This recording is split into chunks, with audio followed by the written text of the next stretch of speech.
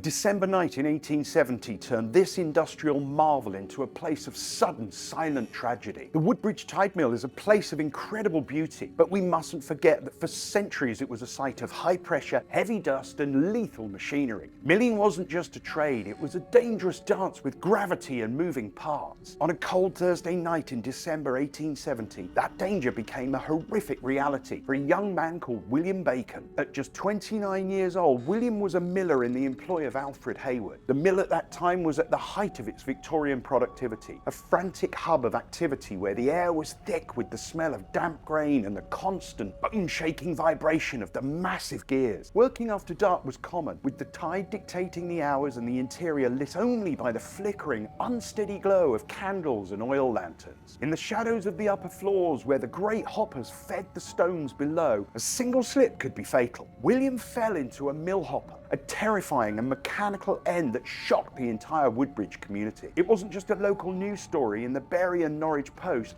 it was a sobering reminder of the human cost required to feed the growing population of the Deben Valley. When you walk through the mill today, past the heavy timber beams and the iron shafts, you're walking through a landscape that claimed the lives of those who tended it. The Victorian era brought massive changes to the site, including the controversial decision to cover the traditional weatherboarding with corrugated iron to protect the structure. While artists and traditionalists protested the changing aesthetic, men like William Bacon were more concerned with the sheer physical grit of the job. They lived by the lunar cycle, often crossing the dark railway lines and the windswept quayside in the middle of the night to start their shift. They worked in an environment where the roar of the water and the grinding of the stones drowned out almost every other sound. This tragedy left a permanent mark on the history of this building.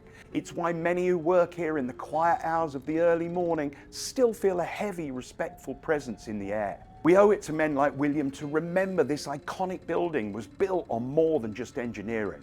It was built on the lives and the hard labour of the local people who kept the wheels turning through every storm and every tide.